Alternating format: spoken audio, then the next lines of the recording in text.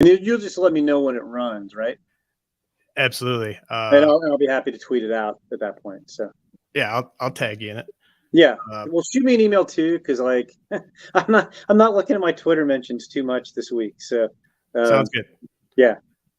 All right. Welcome to the RotoWire Prospect Podcast. I'm your host, James Anderson. And as I am every year, fingers crossed, the great Jim Callis of MLB Pipeline is joining me to preview the MLB Draft, which of course gets underway Sunday evening. Jim, I can't tell you how much I appreciate you joining me. How are you doing today? I'm doing good. It's like a tradition. Like honestly, if we didn't do this podcast, I would not feel like the draft was 4 days away, because I feel like we do it every Wednesday, the final week leading up to the draft every year. So glad to be here. Obviously, it's a busy time, and there's all kinds of non-draft related prospect stuff going on as well. But it's a fun time, and kind of looking forward to seeing who's going to go where Sunday night. Yeah. I was going to ask kind of for you to sort of handicap. I know you guys had an article go up yesterday, sort of handicapping who might go 1-1, but first let's talk about those big three guys, the college guys at the top. I feel like there's always hyperbole every time the draft comes around, best hitter since so-and-so, best pitcher since so-and-so. But it does kind of seem like the top two or three guys here are pretty special. And we can always look back at the top 5 or 10 picks of an MLB draft and see some really clear mistakes, sometimes even at the very top. I think like the Orioles, for instance, deserve a ton of credit for nailing the Jackson Holiday pick last year, and even for not getting too cute with the Adley Rutschman pick in 2019. But it does sort of feel like the two LSU guys, Dylan Crews and Paul Skenes, plus Wyatt Langford from Florida, it feels kind of like they're can't miss prospects if we kind of turn injuries off. Is that how you see it? Is this about as safe as the top of a draft can get? Yeah, I think so. And I think I'd even throw the two high school kids in there. If you throw in Walker Jenkins and Max Clark, I think you have 5 guys who in a normal year would be like, okay, that's a strong number 1 pick. And there happen to be 5 of them. But you're right. You never know if guys are going to get hurt. But if you take that aside, like the order we have them ranked in, we have Paul Skenes number 1. And I know there's pitcher risk, but I also think if you're talking about the best, we'll go hyperbole here. If you want to talk about the best pitching prospect in draft history, probably it was Steven Strasburg, and you could go either way. Paul Skenes is right there in that conversation. Those are probably the top 2, and you want to talk about injuries, Mark Pryor's number 3. We have Dylan Crews at number 2, and Dylan Crews, I think, is as safe a bet to hit as any college guy you can really have. It's a great swing, it's a great approach. He uses the opposite field. He's extremely disciplined. I joke, like, if you're gonna, like, the only thing you kind of cool with, you like, okay, maybe you wish he was left-handed for the platoon advantage, but like, he's got, it's going to be, I think, 25, 30 homer power. I think you feel even better about him playing center field. I don't think he's a lock, but you feel better that he could than you did coming into the year. So he feels pretty good. Wyatt Langford, pretty much put up similar numbers to Dylan Crews in a different way. Like they're very comparable. Their overall numbers are kind of the same. I think Langford's got more power than Dylan Crews. I don't think he's quite as pure a hitter as Dylan Crews, and he's not as quick as Dylan Crews. So he might be a corner guy, although that doesn't really matter. I guess it matters for fantasy standpoint if you're in a replay league, but like for like a standard rotisserie league where they're outfielders, it's the same. So it's just, I think Langford's going to give you more power, maybe a little less batting average than Dylan Crews, but you feel really good about him. And he's really he didn't play much as a freshman. He's done all this just basically playing 2 years. Yeah. And then, Jenkins and Clark, it's funny. Like we did, and I think most people would put them behind Crews and Langford, because Crews and Langford have succeeded at the highest level of college baseball. The SEC is the best conference. They both went to the College World Series finals and performed. So you have more certainty with them. But you could argue, Walker Jenkins both the high school kids hit left-handed. Like Walker Jenkins, you could kind of look at and say, well, that's kind of maybe a left-handed, more physical version of Wyatt Langford.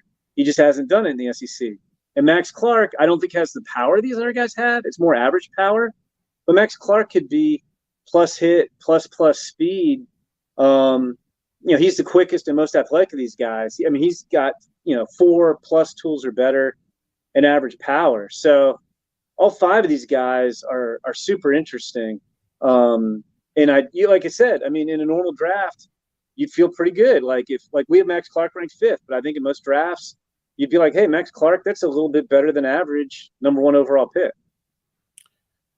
So how would, I think everyone sort of knows about Cruz. Wyatt Langford is he someone that you view as a better prospect right now than say, a Spencer Torkelson or an Andrew Vaughn, the year of their draft class? Yeah, I mean, it's funny. So, like, look, Torkelson hasn't done what we thought he was going to do. But, like, looking at how he was regarded at the time, which is, I think, the way to look at these guys. Yeah. Because it's easy with hindsight to say, oh, man, Spencer Torkelson, I don't know what's going on there.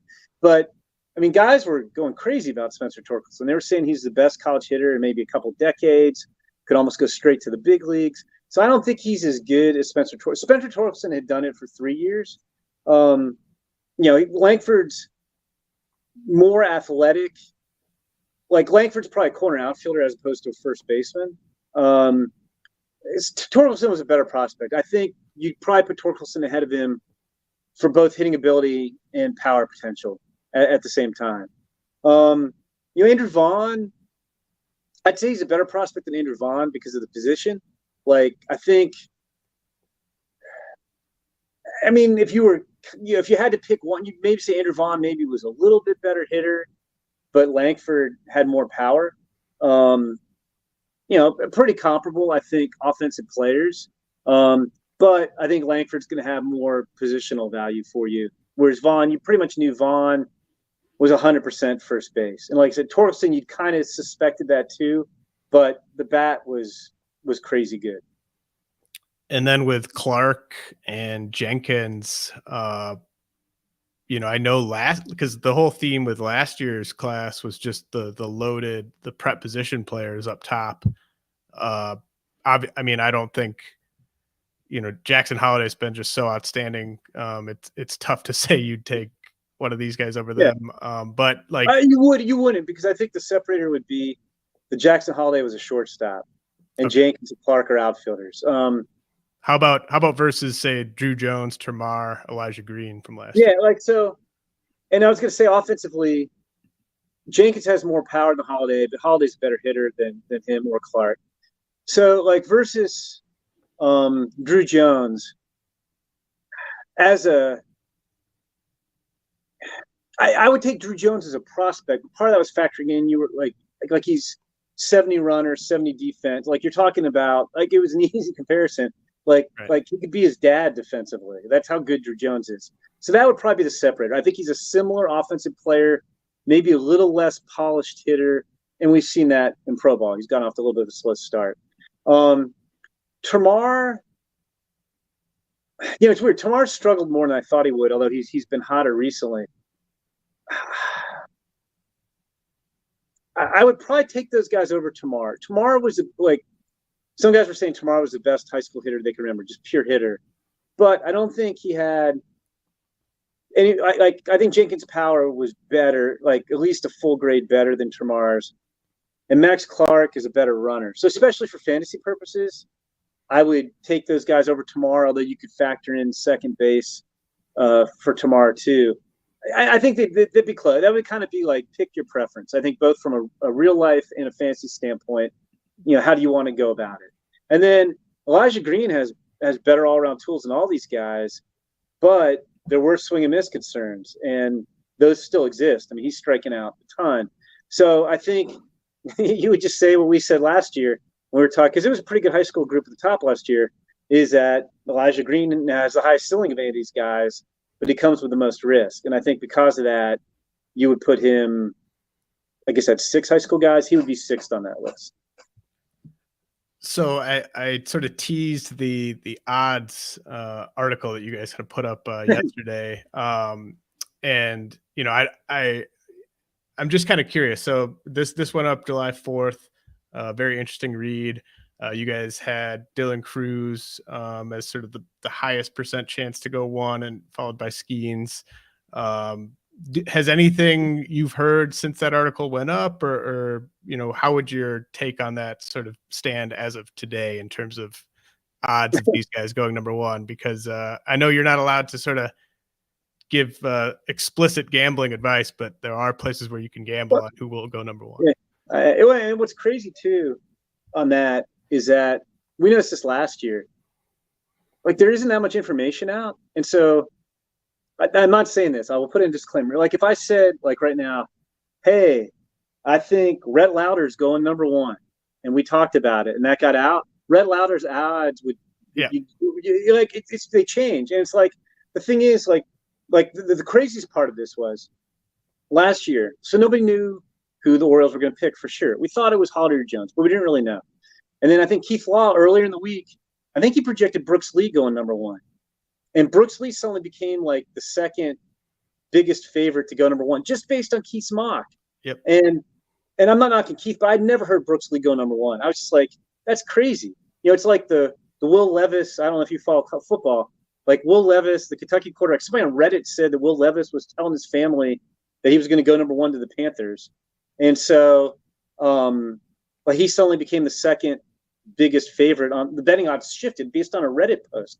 And so on the Friday before the draft, Jonathan Mayo, my colleague, I think he surveyed like roughly 30 officials and then we clearly said, this is not who's going number 1. This is who would you take if you had the number 1 pick. Clearly labeled. Right. And I forget what the results were, but the odds shifted immediately after that article came out based on the results of the article. So it's insane. And it's funny because we've talked about, like, the Pirates are doing – it's the right strategy. You don't tell anybody anything. You engage all 5 of these guys. They're all legitimate number 1 picks, and you try to get a sense of what's going to take to sign them all. And who knows? Maybe somebody, at the end is like, oh, gets a little nervous. If I don't go 1, I might go here. I'll take less. So they're just letting these guys stew. Like, they're engaging with them all. And so I think we said on the podcast explicitly, like, we're doing this in our heads, but there's no concrete intel. It's just kind of reading vibes and what other teams are getting. Right before I came on your podcast, 2 things. One, so we had Cruz. We both had Cruz as the odds-on favorite. And I texted, or Jonathan slacked at me, and he said, and I slacked at him. I was like, who do you have going 1? Like, he's working on a mock for Friday as we record this on a Wednesday. And I said, who's going number 1 in your mock right now? And he said Skenes, which, of course, contradicts the odds we had. And then I was talking to a team that picks pretty high, and was talking to somebody with the Pirates, and the Pirates have made no decision yet, which is why the odds shifting on draft betting is crazy, because nobody knows. We're just making educated guesses. But anyway, I was texting with somebody who's picking very high, and he said somebody with Pirates said, who's in the inner circle, said no decisions yet, but don't be shocked if we don't take Skenes or Cruz. So I'm starting to get the vibe. Like, a lot of people assume because in 2021 they had the number 1 pick and they took Henry Davis, and then they looked to save money so they could spend it on other guys. But that was a different draft. You didn't have, like, any 5 of these guys would have been the number 1 prospect in 2021. So, like, I think it's too easy, and I'll get on my mock draft high horse. I think people who don't talk to people and just amalgamate their mock drafts, because I feel like there's 5 or 6 of us who actually try to talk to teams and get information, and then everybody and their mother has a mock draft where they just pick and choose. It's like, oh, the Pirates went cheap or did a discount in 2021, so they're going to do it again. It's an entirely different draft. But I begin to think it might not be one of the LSU guys. Everybody talks about Max Clark going 1 because he's probably the most likely to go 5 if he doesn't go 1. And I think he'd be the most willing to cut a deal, because, and that plays into to go to 1, so you'd save the most money. I think Langford's a dark horse. I think Dylan Cruz is really, really good, and I would take Dylan Cruz over Langford. But Dylan Cruz has been talked about all year, and I think the average fan thinks the gap between Cruz and Langford is probably bigger than it is. And it's really not. It's more just like, would you rather have, and when I say hit over power, I'm not saying Dylan Cruz is going to hit 12 homers a year, but like, would you rather have the hit over power guy who's a better athlete, or would you rather have the power over hit guy who's a little less athlete? Like, I think they're going to be similar, produce similar big league value. They're just going to arrive at in different ways. And so I wonder, like, I don't know. I don't know who's going number one as we record this. Like, if it's a deal, like the back of my mind keeps saying, don't sleep on Wyatt Langford. So we'll see. Like, we would probably totally redo our odds from that article that went up yesterday. Is there anything specific about the Pirates and kind of the way that they develop players, or just their personal preferences in terms of player archetypes that would make you lean any way? Like, I feel like Holiday and the Orioles was just kind of a glove in hand fit last year, with him being a shortstop. They had a lot of outfielders. They had a lot of infielders too, though, because they had Gunnar Henderson and Westberg and Ortiz and Connor Norby. But yeah, I mean, not really. I mean, you don't draft for needed one, but I mean, you always need pitch. You look. I mean, a lot of their high picks recently and a lot of their best prospects are position players. So I think you could argue they could use a pitcher more, but you know, I mean, they took. And part of it was a function where they were picking. I mean, they got the best pure hitter in last year's draft, Termarr Johnson. So you could say, well, Dylan Cruz kind of fits that mold. And I mean, you could make that argument. Nick Gonzalez was one of the best pure hitters. So maybe you could do it that way. But, you know, they've taken college guys, they've taken high school guys. I think a lot of it is just going to be coming down to strat. I mean, I oversimplify things, and I always acknowledge I'm a reporter. I don't have to pay one of these guys $8-9 million. If I get it wrong, I'm not going to lose my job in a couple of years. So it's easy for me to say, like, if it were me, and I will say this, the Pirates should take Paul Skenes. But more broadly, whoever the Pirates think the best guy is, they should take that guy and pay him, because I think Dylan Cruz would be the most expensive guy, James, and he would probably cost 9.2. He'd probably be $500,000 a slot. The slots are up 10% this year. He's going to set the record if he goes one, and maybe even if he doesn't. But the record's 8.4, which Torkelson got. He's not, like, the slot's 9.7. I don't think anybody's getting 9.7. There's rumors that Cruz wants 10, but he's not getting 10. I don't think anybody's gonna pay him 10. But like, even if Cruz is your guy, and let's say you decide, okay, we could get him for 9.2, you're gonna save $500,000 there. Your bonus pool's over $16 million. So if you spend the 5% overage that you can go to without losing a pick, that's another $800,000. So I could theoretically take Dylan Cruz if I think he's the best guy, and still have an extra $1.3 million in this huge bonus pool to play with. So I don't need to cut a deal to make something happen. And then the other thing that drives me a little insane is nobody talks about this. The Pirates don't pick again until 42. Good luck. Even if you have 4 guys you really like, that you're going to do a discount early and, you know, get somebody else, you know, get other guys. You can't guarantee those guys are going to get to 42. There's, I think, 9 teams that have either their second pick or, in the Mariners' case, their third pick as well, before the Pirates pick again, and they have $13 million plus bonus pools. So to me, I'd be very leery, like, oh, the strategy, we're going to save money and then do all this damage later, because I don't know who you're going to get at 42. Like, you can try to push guys there, but other people might just say, we have money too, and we're just going to pay that guy. Yeah, and just for the record, at the very moment we're recording this, Skenes is the favorite to go 1 on DraftKings at plus 105, Cruz plus 205, Max Clark plus 400, Wyatt Langford plus 650. And I know those odds could change any. Well, it's crazy, and it's funny because I hadn't looked at them, but I don't know if we said this on podcast, but I told Jonathan, because I did my last mock last week, but in between, Keith Law's done a mock, Jonathan's done a mock since I've done mine, and I think Kyle McDaniel's done a mock, and they all had Skenes going 1. And so we were like curious what the odds were, and we were looking quickly and didn't find them. And I said, I'm sure Skenes has got to be number 1, because these people, you know, credible people who talk to a lot of people in the industry, even though none of them, if you put administered lie detector tests, truth serum, they would tell you they don't know who's going number 1. It's just they're making educated guesses. That's what it is. Like that's what it's based on. So Again, by MLB policy, am not allowed to offer any specific gambling advice on baseball. But if you listen closely to the podcast, I told you early in this podcast, without knowing what those odds were, who I think the good play might be. So take that what you will. Where do you stand? And you might even sort of have an idea of this right now, but there's been a lot of sort of debate about, as soon as Paul Skenes gets drafted, is he the best pitching prospect in the minor leagues? Yes. Yes. Yeah. It's one, he's that good.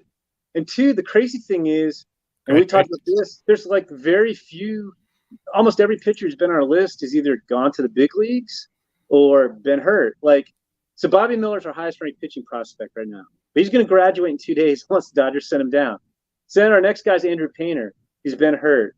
Our next guy is Gavin Williams, who's in the big leagues. He's going to graduate soon. So, like, the highest ranked healthy guy on our list is Kyle Harrison, who I really like. But Paul Skenes is better than Kyle Harrison. So, yes, he will be. I mean, I do the list with Sam Dykstra and Jonathan. So I think we believe it. It's not just me saying this, but I guess I could get outvoted. But yeah, I think to me, he'd pretty obviously be the top pitching prospect. And what do you see? And, maybe it'll depend on where these go. How quickly do you see the 3 college guys we've been discussing getting to the big leagues? I think Skenes, everybody kind of likens him to Strasburg, but I think it's going to be a similar path. I don't think he's going to pitch this year because long season, College World Series. And I think, they'll start him in high A or double A next year. And again, I'm not saying none of these guys can't miss, 100% can't miss, but he's got stuff, he's got command. I don't really know what he's going to do. Like maybe he might need to refine the changeup a little bit more. Although I think I don't think we believe as strong as we did 10 years ago that you need 3 pitches to be a starter. If you have 2 wipeout pitches, throw those 2 pitches 90% of the time. And his changeup looked pretty good at the College World Series. He just hasn't used it a lot. So, maybe when he'll get the pro ball, he'll find out something that he needs to address. But I honestly, outside of refining the changeup and using it a little bit more, don't know what that is. So I think it's a case of when this team decides they want him. Now, I do think if he doesn't go 1, I do think the Nationals will take him at 2. Like, I feel more confident about the Nationals pick than I do about the Pirates pick. I think the Nationals are going to take an LSU guy, and it's going to be Skenes over Cruz if they're both there. And, it comes down, if the Nationals aren't contending next year, is there really reason to bring him up to the big leagues? Like, maybe at the end, but you certainly don't want to bring him up. If the Nationals aren't going to contend next year, I don't think you want to bring him up to where he loses his prospect eligibility, and then you lose that shot at the Julio Rodriguez extra first, end of the first round pick, incentive for having him on your opening day roster. So I think he'd be ready at some point next year. It's just a matter of whether that makes sense to the team. And then with Cruz and Langford, I think, being realistic, year in the minors and some point in 2025. Again, these guys are really good. Could you say, yeah, they might be? You look back, Alex Bregman came out of LSU, and he was in the big leagues on a team that, was a playoff caliber team. Like, he was starting at them every day by, like, the following July. So, like, I think Langford may need slightly more time to adjust to pro ball once they get going, because I think Cruz's natural hitting ability is a little bit better, and that'll kind of ease the transition slightly more. But it's not like Langford's a big swing and miss guy. But I think we're probably talking realistically 2025 on those guys. Again, if let's say Pittsburgh drafts Cruz and they contend, or let's say Detroit drafts Cruz or gets Langford, and then AL Central, nobody wants to run away with it. Maybe it's very winnable next year, and you see those teams promote those guys mid-season if they think they're ready to help. Very good stuff. All right, I gotta head to a quick message from our sponsor, but when I get back, Jim and I'll discuss the players outside of the top 5. We know the weather can impact how far a ball can fly, but we never know what all the heat and humidity or cold air is really doing to the ball. Home Run Forecast Index gives us an easy way to determine how good or bad the air is for the ball flight. The index is calculated by measuring stadium-specific weather conditions and is displayed on a scale from 1 to 10, 1 being the most unfavorable for a good ball flight and 10 indicating the most favorable air. There is a strong correlation between the index and the number of runs scored per game and the number of home runs hit. Games that have the highest index, 10 for the whole game, average over 10 runs and 2.8 homers over the course of a year. An index is created for each game so you can see what it will be in any stadium and how the weather's influence might change over the course of the game, as well as the wind direction. Right now, you can get access to the HRF premium site for only $5 a month and see what the index will look like for every hour of every game. Go to homerunforecast.com now to sign up. Okay, Jim, we're back. So, we talked about the top 5 guys, very exciting top 5. What are some of the strengths and weaknesses in this class outside of that top 5? Yeah, similar kind of to the makeup of the top 5. It's a very hitter-heavy draft. We've got 2 college pitchers who are going to go pretty quick after Skenes, and that would be Rhett Lowder of Wake Forest and Chase Dollander of Tennessee. And then Hurston Waldrep of Florida is going to go in the first round somewhere, and that might be it. I mean, you have guys like Ty Floyd for LSU, who's really good in his last start at the College World Series, but it's not like he's been consistent all year. You got Joe Whitman at Kent State, who's really interesting, who pitched a total of 5 innings at Purdue the previous 2 years. You have Hunter Owen at Vanderbilt, who missed for the final 8 weeks of the season. Those are your next best college pitchers. Like, I don't really think there's only going to be 4 guys taken in the first round or the first round and the sandwich round, but there's only 4 guys who are locks. And then there's some good high school pitchers. You've got, Noble Myers, the clear best one. He's a kid from Oregon. Then you have guys like Thomas White and Charlie Soto and so on. But teams usually take high school pitchers. They're usually more comfortable paying them over slot with their second pick than taking them with their first pick. We aren't going to see a lot of high school pitchers go high. So we have there's 28 official first round picks. There's 39 picks before the second round starts. And we might see, something like 22 of the 28 first rounders are hitters and 30 plus of the 39 guys before the second round are hitters. And it's the thing that makes it both fun and frustrating trying to do mock drafts is, so we talked about the best hitters, the 2 college outfielders, 2 high school outfielders. And then it's pretty similar. You have a tier of about 6 college hitters and probably about 6 high school hitters. And then you have another tier behind them of about half dozen more on each side. And so like that second tier hitters goes about 12 deep, college, high school. And honestly, I think like Kyle Teal of Virginia is going to go really good. Like he's probably going to go in the top 10. But almost everybody else in that hitting group, James, could go 6th or 7th, or they could go like 22, depending. Because like somebody had you can't say. I mean, these guys are all similar. It's just who you like. But each team has to pick one guy, so somebody's got to get pushed down. And it's going to be interesting to try to figure out. Again, I think we're making educated guesses. Like, I keep projecting Braden Taylor TCU to go 6 to the A's because I keep hearing that. But there's also a chance Braden Taylor could go closer to like 21 or 22 because there's, I think, 5 or 6 college bats who are all kind of similar. It's just a matter of, do you like, I think Kyle Teal will go pretty good. But do you like Braden Taylor? Do you like Jacob Wilson? Do you like Jacob Gonzalez? Do you like Matt Shaw? Do you like Tommy Troy? Do you like Enrique Bradfield? Like, one of those guys has to be the last one of those guys to go. And it's kind of similar with the high school group as well. So who is your personal second favorite pitcher in the class? Okay. I'm going to stick with Chase Dollander. He had a really inconsistent year at Tennessee where he had an ERA over 10 in the first inning. Seemed like most of his starts he had a bad inning. Last start in Omaha, he went 3 innings and had to come out. He was in a jam. You coming into the year, I mean, I'm proud. We had Paul Skenes 4th on our list. I think we had Paul Skenes 4th on our list coming the year, higher than anybody else. But we had Chase Dollander number 2. And back then we were saying Chase Dollander might be the best college pitching prospect since Garrett Cole or Steven Strasburg.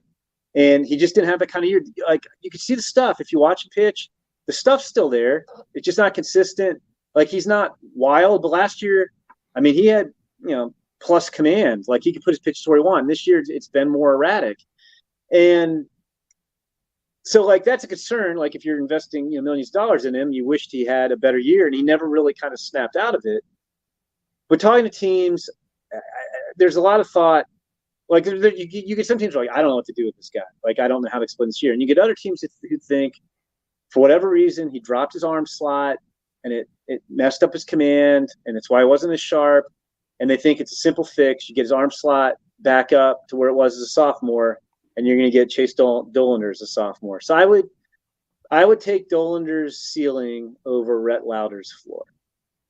Okay. Yeah, that does seem like a floor versus ceiling there. And then you could throw in Noble Meyer, who's a really talented high school guy. But it's just I'm not of the school. Never take a high school guy in the high-school arm in the first round. But I would take Dollander over Meyer because they're both ceiling guys, and I've seen Dollander have a lot of success in college. You could, if ceiling versus floor, you could argue Meyer versus Lowder because Meyer has a higher ceiling. But at the same time, I'm kind of like minimizing Rhett Lowder's ceiling here. Like his floor stands out because I think he's got the best control command of all these guys. And he's got a really good changeup. And he doesn't have a classic, it's not like an upper 90s fastball, and it's not classic fastball shape to where you're like, wow, like it's more of a solid fastball. But he really did improve his slider, and he really does command the fastball. So when I'm saying he's floor versus ceiling, like I think Rhett Lowder is probably more of a number 3 starter, which again are worth their weight in gold because nobody even has a good number 3 starter, but like a good bet to get there. Whereas Chase Dollander could be that guy who could pitch in your front 2 spots of the rotation, and Noble Meyer is too. I think they've got a greater chance of being that guy, but there's also more risk of him getting there. So I would take Dollander, but I don't think there's a big separation between them. Hurston Waldrep from Florida is pretty interesting to me just because he had maybe the 3 best starts of his life in June, and then he walked 6 against LSU. But he seems to me like a guy where, and the command and control are obviously huge issues for him. But if he goes to an organization that has a strong track record of developing starting pitching, I'd be very intrigued by his upside. Where are you at on Waldrep? Yeah, I mean he's the next college pitcher after the 3 we've talked about, and I think he's going to go in the middle of the first round somewhere. I mean the stuff's pretty crazy. I mean you could see him up to 99 with a fastball. His best pitch is that splitter. It's upper 80s, and it just dives at the plate. There's not really a consistent track record of strikes. And so on one hand, you could say almost everybody comes with the reliever risk, and he does come with a significant amount of reliever risk. At the same time, I don't think that's the pejorative it was even 10 years ago because starters aren't going more than 4, 5, 6 innings. We're having relievers go 3, 4 innings. We get to the postseason, we see it all the time. Super valuable to have a guy come in and get 9 outs in the 4th through 6th innings and keep the game in hand and get it to your end of the bullpen guys. I think the concern with him, the upsides there is huge, and the slider's pretty good too. It's not as good as a fastball and splitter, which are well above average pitches. The concern with him, and I like him, so I'm not picking on him, but you put all these guys under the microscope when they go in the first round, is he relies very heavily on that splitter, and the splitter is not a strike pitch. Casey Mize could command his splitter. Most guys, the splitter, they're getting you to chase it out of the zone, obviously. And so the question becomes, he doesn't throw a ton of strikes. What happens when he faces better hitters in pro ball and then the big leagues who can discern pitches out of the hand better, and they may just be like, hey, I'm laying off the splitter, early in the count. I'm just not going to swing if it's a splitter, and we'll make him throw it for strike. What's going to happen? So he is really good. I do think there's considerably more reliever risk with him than the other 3 guys we're talking about. Now, you turn around, since we're talking fantasy baseball, his reliever risk isn't I don't know if this guy's good enough to starter. His reliever risk is if he goes to the bullpen, that's a closer. So from a fantasy standpoint, Hurston Waldrep could be more valuable than the other 3 guys if he's the guy who winds up going to the pen and rips off 35 saves a year. Because his stuff is closer good. Yeah, I think that's very well put. I'm very interested to see where he goes. I've only done kind of deep dives on 40, 50 guys so far, but I really like Matt Shaw from Maryland. But I do sort of have this concern in the back of my head that he's a Big Ten hitter. There's just, I don't know. Is that a red flag at all to you, just in terms of the caliber of competition versus the guys in the SEC? It's funny because I usually get wound up. I live outside Chicago, and I went to the University of Georgia, and I know Ohio State gave Georgia a very good game in the playoffs last year, but I hate living in Big Ten football country. I know we're not talking football because it's just not as good as the SEC. It's not as deep. Like it's not. And the same is true in baseball. But, another thing is Maryland's park is, I think it's like 380 to center. I might be a little off on that, but like it's a very hard place to pitch and a great place to hit. But so, yeah, I mean, if you're comparing Matt Shaw to, say, Jacob Gonzalez, from a performance standpoint, you have to kind of take into account, like one guy did it in the SEC and one guy did it in the Big Ten. But I'm with you. I really like Matt Shaw. We have him ranked 16th. I think he's going to go higher than that. He might be the first of that second tier of college hitters taken. The thing that makes you feel good about him is he went to the Cape Cod League last summer. He was the MVP, and he hit 360 with power with wood bats. So, like, in the back of my mind, I would have, like, if it wasn't for that, I'd be like, it's more Maryland's ballpark would bother me a little bit. Like, they had a guy drove in 100 runs this year. They score 1 million runs all the time. And look, they produced some, like, Brandon Lyles has been a very good big leaguer. He came out of Maryland too. But that would be in the back of my head, and I'd maybe knock him down. He'd still be a first rounder, but I'd maybe knock him down a little bit. But the fact that he was so good on the Cape with wood bats against, very good competition, the Big Ten Maryland aspect of it doesn't really bother me at all. And like I think he could go in the top 10, James. I really do. Yeah, I mean, I just statistically, I mean, I always love when a guy does what he did on the Cape. It's just that if it were to not work out, I might kick myself for being that into a Big Ten hitter. You got to look at the Cape. Honestly, the stats that matter more for any of these guys, even the SEC guys, I'd say, is what they did on the Cape. Like if guys spent a full season right now, like a lot of college pitchers take the summer off. So I don't know if the Cape is as good as it was in its best days, but it's still, you're seeing guys with wood bats. And to me, like it showed me he can hit with wood. He can hit for power with wood. I'm not worried. I mean, the only, like if you're nitpicking him, like I don't think he's a shortstop. Like I think he's a second baseman, but I think he's going to hit. And like I said, I think he's going to go really, really high. So another college hitter I like is Brock Wilken. Obviously the power potential is really kind of the selling point there. He really decreased the strikeouts this year. Where are you at on Wilken's hit tool? Like how do you kind of project him profiling for fantasy? Yeah, I mean, I still think he's like, I mean, it's obviously power over hit. I mean, he's got, anybody who saw him play in the post, he's like 6'4", 225, massive power. I mean, Wake's a launching pad too, but I mean, this guy hit 71 homers in 3 years at Wake, all-time ACC record, I believe. Well, he set so many records, I lost track. He maybe set the ACC single season record and not the career record. He holds the Wake career record. Anyway, he set a number of records. He played 2 summers on the Cape, and he hit 11 homers there in 68 games with bats. So you feel pretty good about that. And it's interesting because, so last summer he did struggle. He hit 229 on the Cape. He struck out 35 times in 32 games after a season in which he struck out at about a 25% clip at Wake. And coming into the year, everybody acknowledged he's got big power, but especially because of that Cape, he hit 302 on the Cape after his freshman season, but he struggled on the Cape last summer, and people were like, not sure about the bat. And this year, he wound up, I'm trying to do the math in my head and I'm failing, but he cut his strikeout rate, it looks like, from about 24% to 19% at Wake. I mean, he's going to strike. He doubled his walk total literally from 34 to 69, which I guess is not technically literally, but close. And he just looked much more in control at the plate. And what was interesting was, I mean, sometimes you'll see this, guys, especially going their draft year, like, hey, that guy struggled on the Cape. He's striking out too much. Okay, he's got to cut down his swing. And I think he did make some adjustments to tone some things down, but he didn't cost himself power.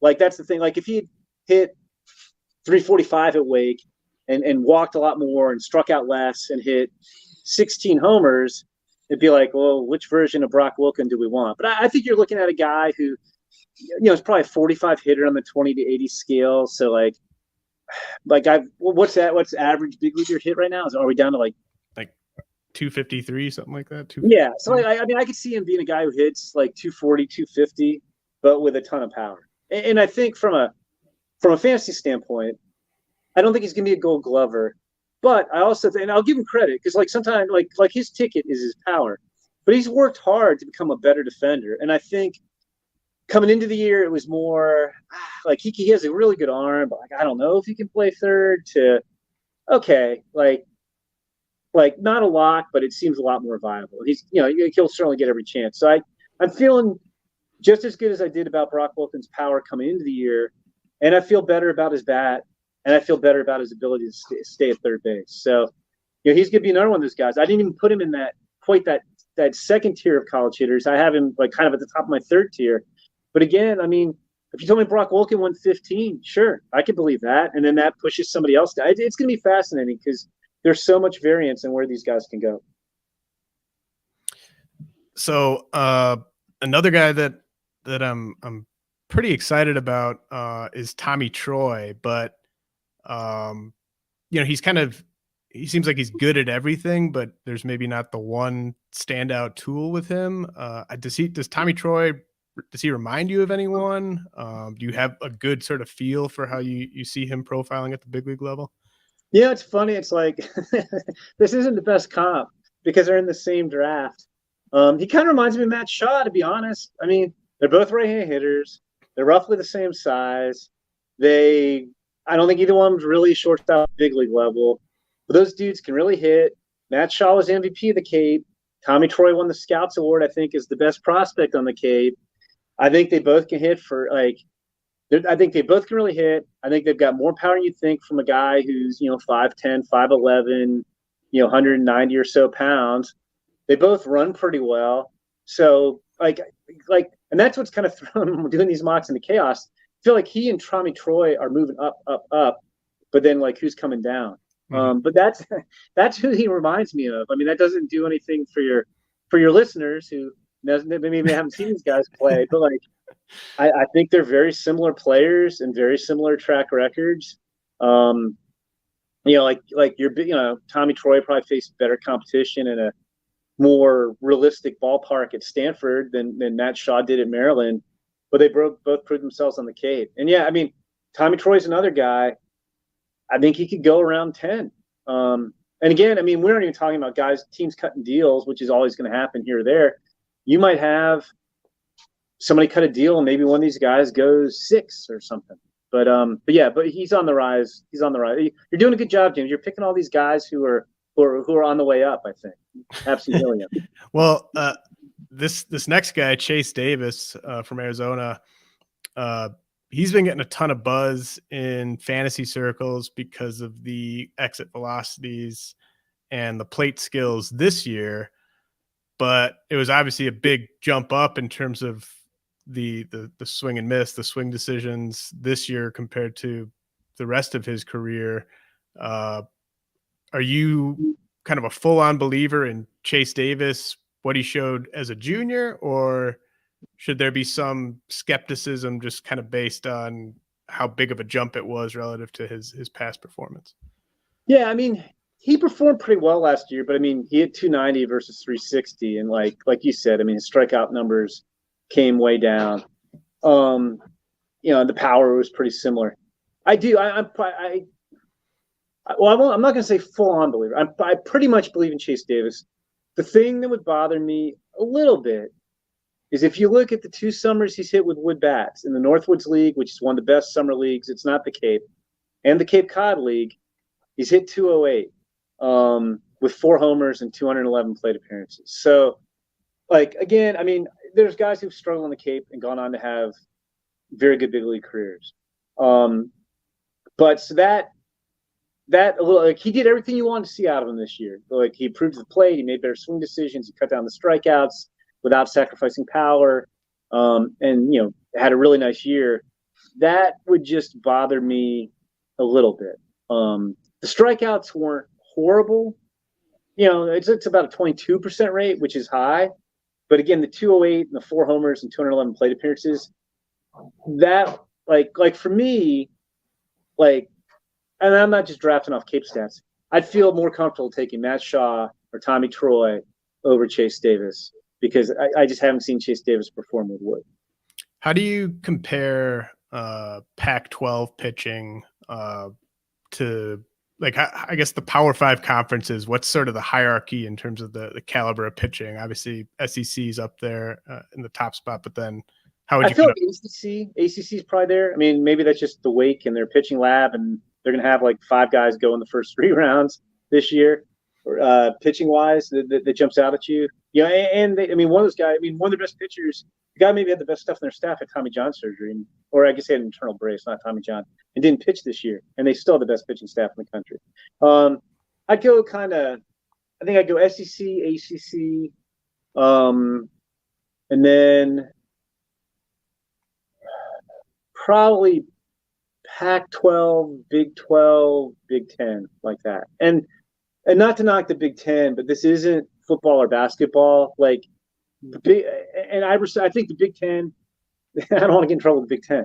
Big 10 schools, because I live here in Big 10 country. But I was going to say, I do think the Big 10 has made a commitment to baseball, and that as opposed to 10 or 15 years ago, where you maybe only had a fraction of the teams in the conference took baseball seriously, that most of the teams have hired, coaches who go after it. I think Big 10 baseball is better than it ever has been from top to bottom, the consistency, the quality of the programs. But because of the weather, it's just hard to keep guys. Like, if you're from up here, like go look at Louisville's roster. It's a ton of guys from Chicago. Like, their 2 best prospects this year, Jack Payton and Christian Knapczyk, are Chicago guys.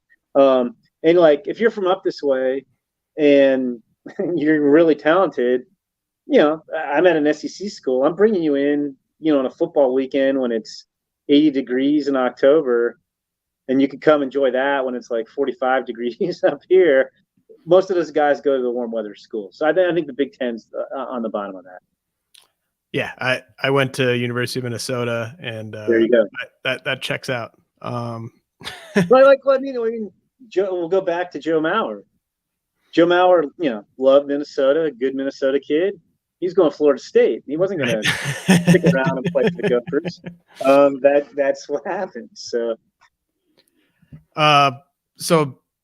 kind of switching gears to players I'm a bit more skeptical on. Jacob Wilson, I definitely get the hit tool, the bloodlines, but I'm pretty concerned about him from a fantasy standpoint, just given where the power and the speed are, and just sort of maybe how high that bar is for him from a hit tool standpoint for him to play. But where are you at on Jacob Wilson? Yeah, he's one, like, we've heard it's funny, like, he could go maybe as high as 5 to the Twins if they are hell-bent on a college bat and not don't want a high school outfielder. And like, I've had mocks where he's dropped, I think, as low as 18, because I do think he's been a little bit on the microscope. It's not big exit velos. I've heard that from teams. They wonder a little bit about the power. Grand Canyon, it's a good program, but like, it's not the SEC. He can hit. He's going to hit. He's going to put the bat on the ball. I think he struck out 7 times last year, maybe 5 times this year. He's got the big league bloodlines. I know sometimes people are like, "Oh, bloodlines, why they really matter?" I do think they matter more in baseball than other sports, because I do think baseball is a sport where the reps matter. It's not just sheer physical ability. And no offense to Ellie De La Cruz, who has plenty of it, but it's like, if you're a pitcher or hitter, it's just getting at bats in a cage. When you're at a young age, and so I think we see time and time again guys with bloodlines wind up being good players. It's an advantage, and I also think it helps them when they get to pro ball. They know what to expect. They aren't intimidated if they go 3 for 50. They know it's part of the game. Those guys bounce back. Jackson Holliday is supremely talented, but I also think part of the reason Jackson Holliday's just torn it up is he knew exactly what to expect. Like, there's nothing in pro ball that Jackson Holiday wasn't prepared for. So I do think borderlines matter, but I do think, the power is a question. I think Jacob Wilson's going to hit for average. Is it going to be 10, 12 homers? Is it going to be 15, 20? Like, that's a question. And he's not slow, but from a fantasy standpoint, he's not going to be a big stolen base guy. So, I do think he's probably a better real life player than a fantasy player because he's going to hit, and I think he can play shortstop. It might be an average big league shortstop. I don't think it's a Gold Glove shortstop, but he can play shortstop. So that's got real value to me as a major league team. From a fantasy standpoint, if he hits 280, let's say it's 10 home runs and not a lot of steals, that's not super exciting. There are probably better guys to take from a fantasy standpoint. But it's interesting. We were talking about Matt Shaw and Tommy Troy. I don't think those guys can play shortstop in the big leagues, and I think Jacob Wilson can. But I do think those guys are going to have more impact with power and probably speed too than Jacob Wilson is. So, I think from a fantasy standpoint, I'd rather have Shaw and Troy. From a big league standpoint, I'd probably want Jacob Wilson, but it would be close.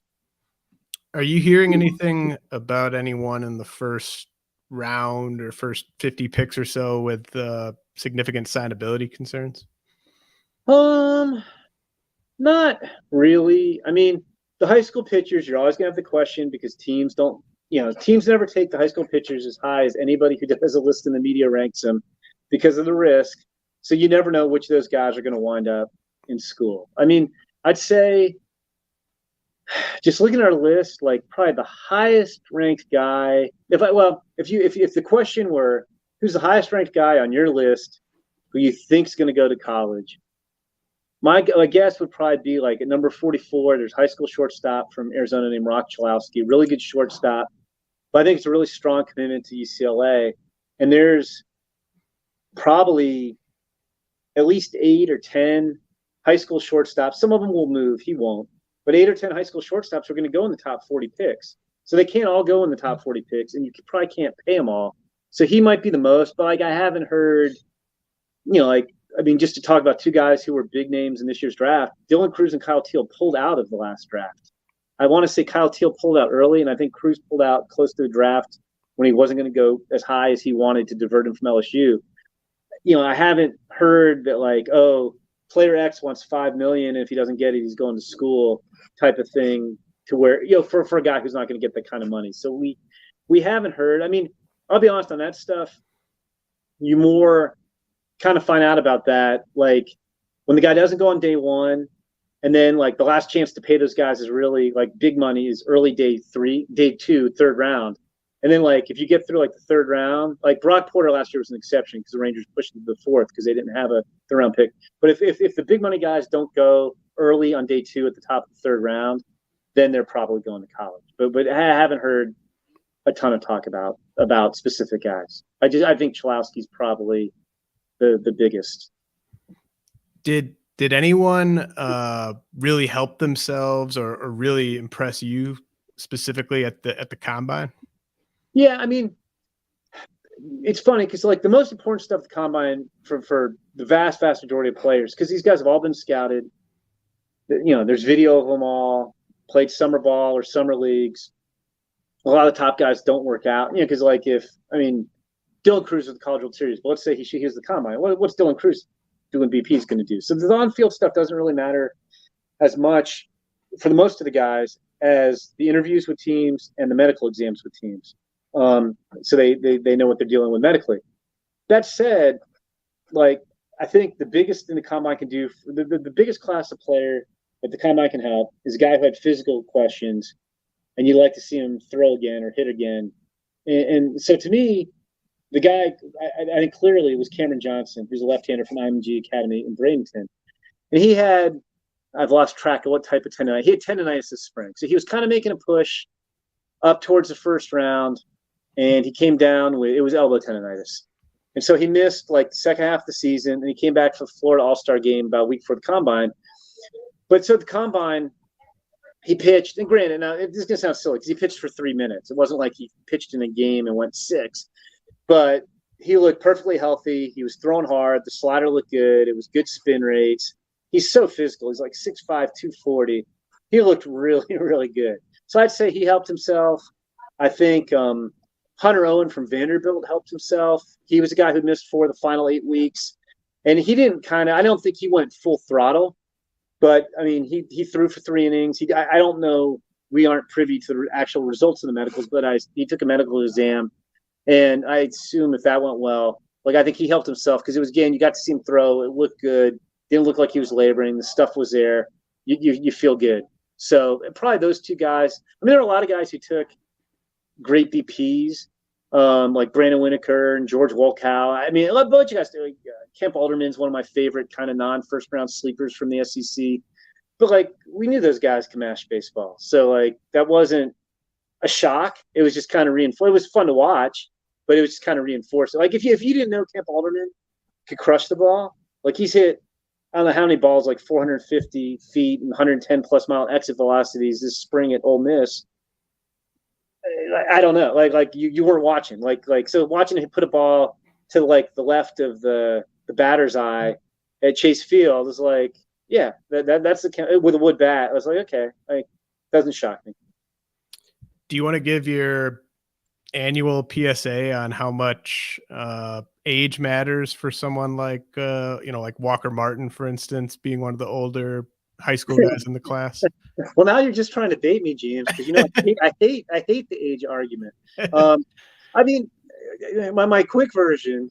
I'll try to distill this as quickly as possible. One, when you study things like you do any kind of draft study, Mike Trout breaks your study because he's so good that if you're let's say you're doing a study based on and you're using WAR as an example, Mike Trout's like the equivalent of like 12 or 15 good first round picks by himself. And Mike Trout was 17. And in any study you do, Mike Trout's going to tip the scales to whatever he was.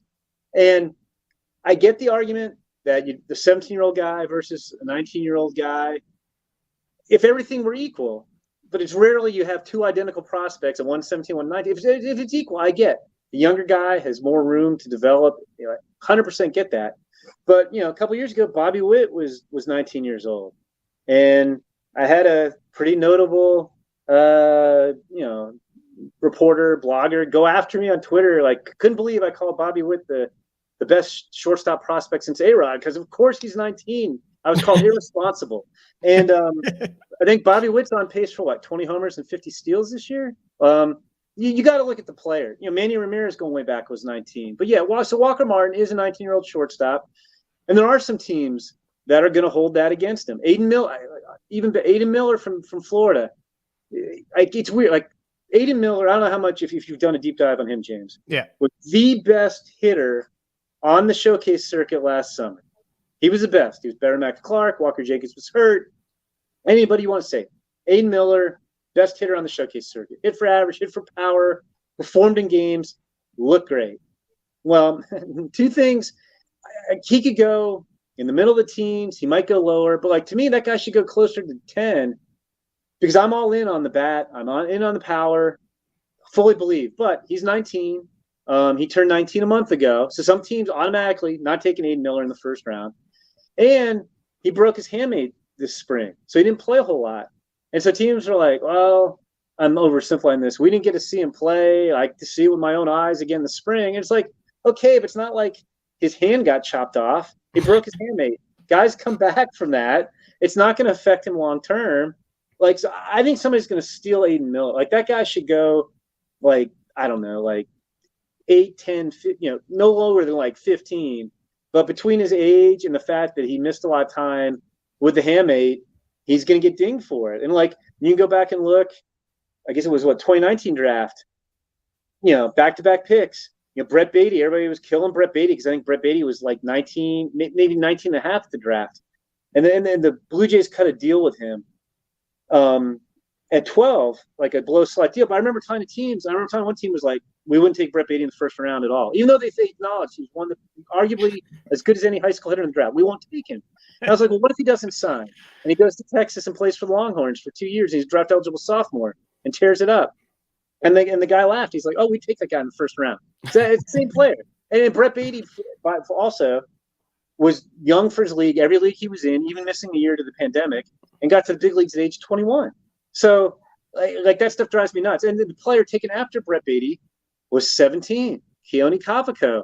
Yep. Has anybody mentioned Keone Kavako on any of your podcasts like in the last 2 or 3 years? I'm going to say no, because he's struggled. He hasn't done anything. So anyway, I didn't even realize that one was coming. You got me all wound up. But yeah, that is my PSA.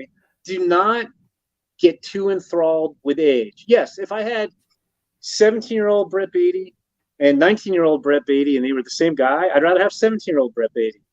But I'm not going to take 19-year-old Brett Beatty over 17-year-old Keone Kavako. And like, just for instance, well, and he's a good player and he's going to go pretty, but Arjun Namala is 17. So you're going to hear that hype on him. Colt Emerson out of Ohio is 17. So they're two of the 17-year-old shortstops, and Walker Martin and Aiden Miller are 19-year-old infielders. And 100%, do not worry about age on pitchers. Like 17%, like pitching, when you can pitch, you can pitch. Don't even consider it for pitchers. So this is going to be kind of a out there question. But speaking of 17-year-olds, Sebastian Walcott's kind of been the talk of kind of Dynasty League, Twitter and stuff like that over the past week or two. And I was just curious if you had an opinion about where Sebastian Walcott would slot into this class if he were draft eligible. Well, see, I think he'd be a high school junior, wouldn't he? He would be. I mean, so he's 17. Just in my hypothetical here, he's playing in the complex league. If he were in this class, just from a tools projectability standpoint. Okay, this is going to sound like, take this with a grain of salt, that he's not at this level yet.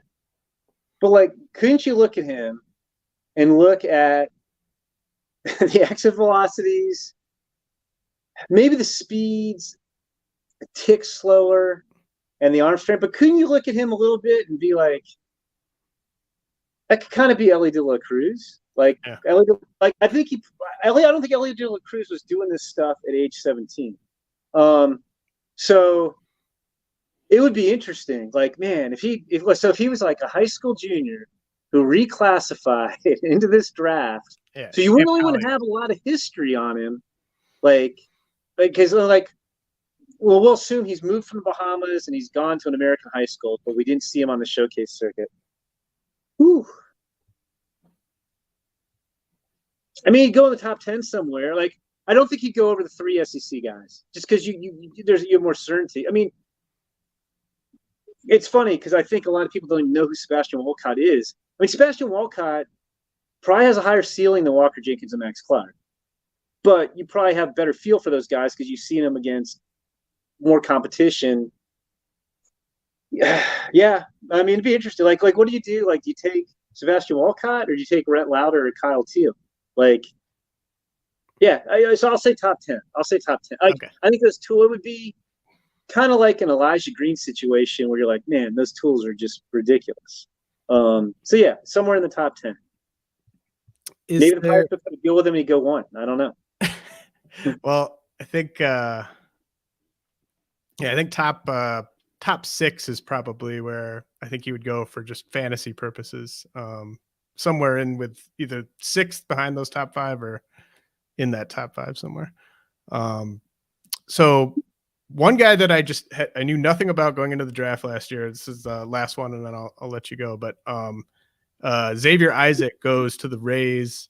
I didn't know anything about him, but then I just watched, the highlights, saw the scouting report, and I was just very intrigued immediately in Xavier Isaac just for fantasy. I understood why he was a lower ranked guy for real life. But do you see anyone in this year's class where it's just they're maybe ranked in the 70s or the 80s or something on your guys' list, but for fantasy, they might be, 20, 30, 40 spots higher? Yeah, and Isaac was a weird one. I'm just going to look at our grades to see if I have somebody who has like a super high grade that might be interesting. And Isaac was interesting because he had like a foot injury, so he wasn't on the showcase circuit, so people didn't see him. But like, I mean, you could put an 80 on his raw power if you wanted to. The the guys who jump to mind for me for that would be the speed guys because of how hard it is to find steals in fantasy. So I would throw out the first guy who jumped to mind would be Kendall George. He's a high school outfielder from Texas. He's as fast as any player in the draft. It's hit. We have 30 power on him, so not going to be a big power guy. But like if that guy, he's a good hitter. So that guy's a guy who could put on a ton. You could get you a ton of steals. Another guy with huge raw power. Speaking of guys who reclassified, George Walcott, who's from an Illinois kid who reclassified this year's draft, and like you could certainly just like you could dream on Xavier last year. I mean, Walcott, he's 17 years old. He's 6'7", 240 pounds. Like it's ridiculous. And like he put on a show in batting practice at the combine too. And he's, he moves well for his size. I mean, he's just massive. So like, I mean, I probably had more trust in George Walcott than I did in Xavier Isaac coming into last year. So he'd be one. I'm just trying to look and see. Yeah, I don't see anybody else. Like those would be, if I'm looking for the guy who has the biggest power and the biggest best speed, like for fantasy impact outside like the top 50, those would be the two guys. Jim, is there any hitters or pitchers we haven't touched on at all that it's a personal favorite of yours that you want to mention quick, or are we pretty and I don't even know if this guy's going to wind up signing, but because I mean he's not going to sign just to sign. He's a strong commit to Ole Miss, but I was really on Cooper Pratt coming into the year, and I think guys were hoping he would get better, and I don't know that so much. Like I think he hasn't made a jump. He was pretty good coming in. He played very well in the showcase circuit, very well at Jupiter in October. But I kept getting right-handed hitting Gunnar Henderson comps on Cooper Pratt, who's a shortstop. He's like Gunnar, 6'4", played at a private school in the Deep South. Gunnar was Alabama. Cooper Pratt was Mississippi. And I just really like Cooper Pratt. I think he's going to hit for average and power and be a really good player. But because there's so many shortstops and he's a strong commit to Ole Miss, I don't know if he's going to get drafted high enough to pay him to not go to college. But he's probably my favorite guy who doesn't get mentioned as a potential first rounder. And we'll see. But I think he's going to be really good. I'm all in on Cooper Pratt. Jim, this has been fantastic. Do you want to let people know sort of where they can tune in to catch you on Sunday, Monday, et cetera, where they can find everything you're working on? Sure. Don't and this sounds terrible. Don't ask me what time they are off the top of my head because I do not have the times memorized. And also we're dealing with Pacific time, where I'll be, East Coast time, which is what network uses, and I live in Central time. So I just know I'm going to be pointed at the camera and talking. But anyway, Sunday, which I don't even want to guess what I think the times are. I think I know, but I don't want to get them wrong. Sunday evening, I will be on MLB Network as part of our coverage of the first two rounds of the draft.